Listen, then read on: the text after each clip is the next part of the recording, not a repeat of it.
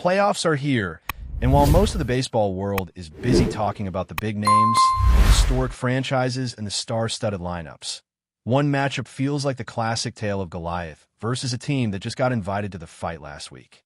On one side, you've got the Los Angeles Dodgers, a franchise built to win, with a payroll that screams championship or bust, stacked with MVPs, Cy Young candidates, and playoff-tested veterans. On the other, the Cincinnati Reds, a team that many left for dead months ago, that somehow scratched and clawed its way into the postseason by doing just enough when it mattered. Now, let's be honest. This isn't the rivalry it used to be. We're not in the 70s anymore, when Reds-Dodgers meant something bigger. But there's still something special in the air, especially when you look at what each team brings to the table heading into this best-of-3 National League wildcard series. The Dodgers are not just a playoff team. They're practically a postseason institution at this point. October is when they come alive. Their regular season is just the warm-up act. From day one, everyone knew LA would be here. It was just a question of what seed they'd lock in. And now that they've arrived, they're locked and loaded with a rotation so deep that it feels unfair. We're talking about a staff headlined by Blake Snell in Game 1, followed by the electric Yoshi Yamamoto in Game 2, and if needed, Shohei Ohtani in Game 3. That's a video game rotation. Oh, and just in case things get messy, they've got Tyler Glasnow waiting as an emergency option.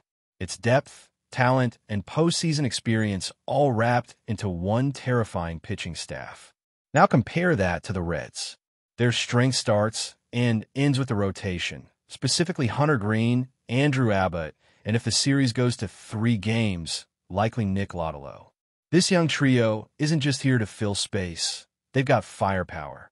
Green, in particular, brings that ace energy, and he'll be asked to set the tone in Game 1. But let's not sugarcoat things. The Reds are massive underdogs here. They're not just underdogs in the matchup. They're underdogs by design. This team wasn't supposed to be here. A month ago, no one had them penciled in for October.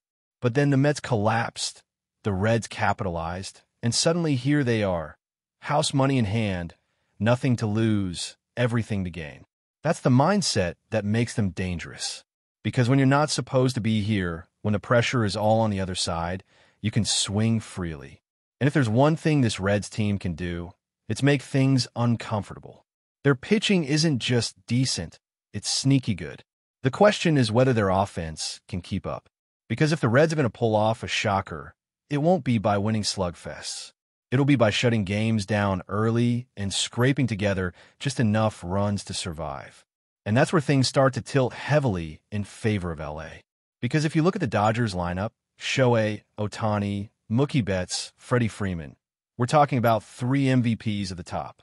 That's a nightmare for any pitcher, let alone a young rotation with minimal playoff reps. But here's the kicker. As insane as it sounds, that lineup isn't even the biggest strength of this Dodgers team. It's the starting pitching. That's how stacked they are right now. You've got Ohtani possibly not even needed to swing a bat in order for LA to dominate. That's how confident they are in their arms. Now, if you're looking for a crack in the armor, and the Reds definitely are, it's the Dodgers bullpen. It's been shaky. Tanner Scott, for instance, leads the league in blown saves even after missing time with an injury. Kirby Yates has struggled to find the strike zone, and when he does, opposing hitters are finding the seats. Blake Trinan, who was a hero in their World Series run, hasn't been reliable down the stretch. Alex Vesia, once a rock in middle relief, has been inconsistent since coming back from the injured list. The Dodgers are well aware of this. That's why you might see them lean on guys like Emmett Sheehan to cover multiple innings out of the pen, almost using starters as relievers to avoid dipping too deep into that unsteady bullpen. So for the Reds, the blueprint is there. Battle the starters, drive up pitch counts, get into the bullpen early. That's where the door cracks open. But that's easier said than done. Snell, Yamamoto, and Ohtani have all shown the ability to go deep into games. And Dave Roberts would love nothing more than to let them each go 6 or 7 innings and turn it over to Sheehan or Glasnow to close things out. If that happens, the Reds won't even sniff the soft underbelly of that bullpen. Another challenge for Cincinnati, the lineup. And yeah, it's been an issue all season long. From April to September, The question was always the same. Will they hit enough? And more often than not, the answer leaned toward no. Sure, they've had flashes. Elly de la Cruz has provided electricity, speed, and moments of brilliance. But he also hit the wall hard in August, looked exhausted, and had to push through both physically and emotionally.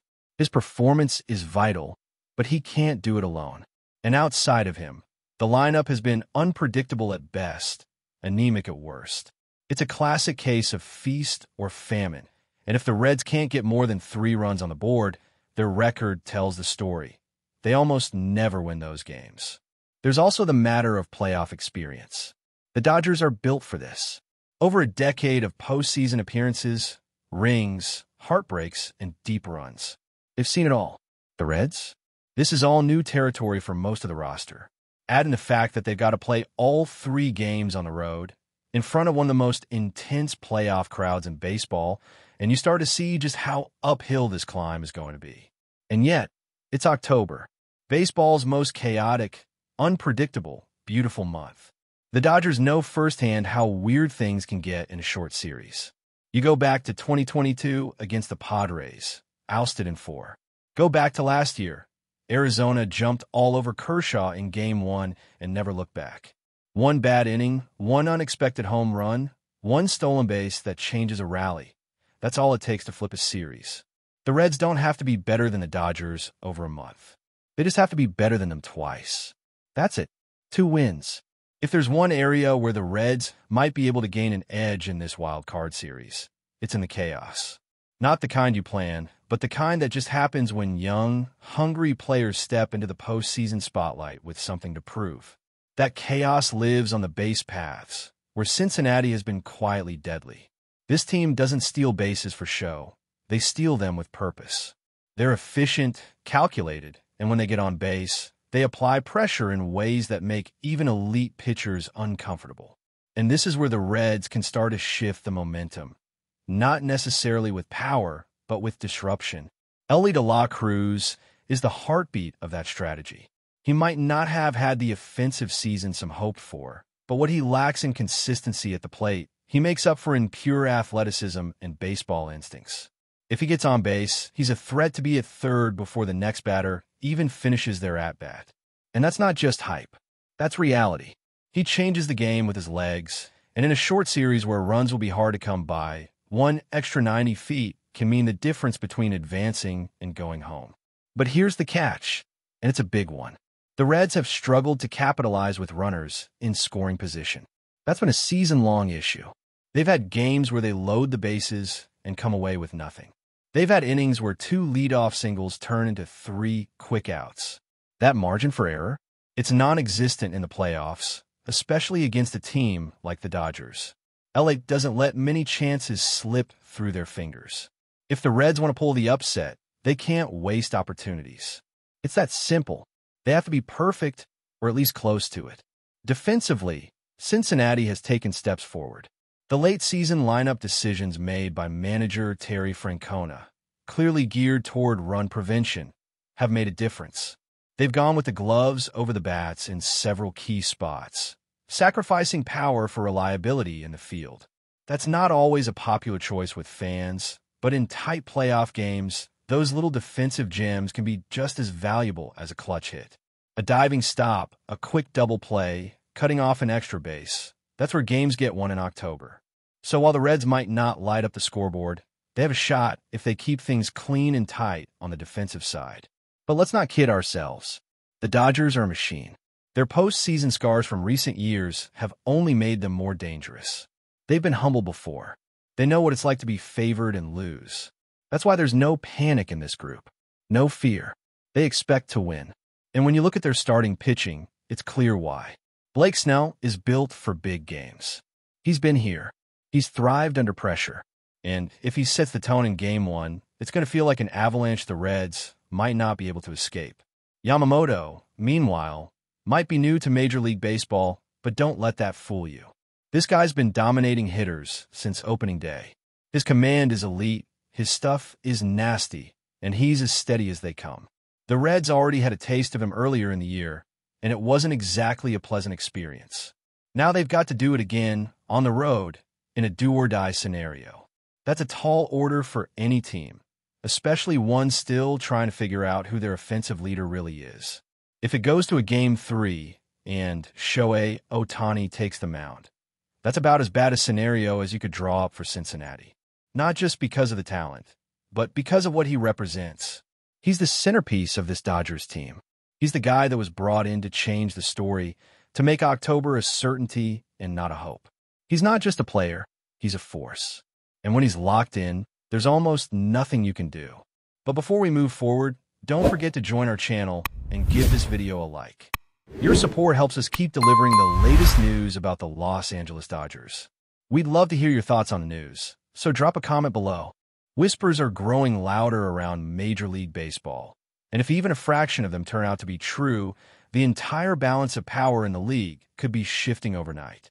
According to multiple insiders close to the situation, superstar outfielder RONALD ACUñA Jr. has reportedly arrived in Los Angeles to finalize what some are calling the boldest move in recent Dodgers history. The reigning National League MVP, a player many consider the most electrifying talent in the game, is now said to be on the verge of wearing Dodger blue, and the baseball world can barely contain itself. No official confirmation has yet emerged from either Los Angeles or Atlanta, but the sighting of ACUñA at LAX late last night has set social media ablaze. Fans have been dissecting every grainy photo, every snippet of video, trying to determine whether this is a casual off-season visit or the first undeniable sign of a seismic roster shift. For a Dodgers team already stacked with superstars, adding ACUñA would feel like dropping dynamite into a powder keg. The Braves, of course, remain tight-lipped.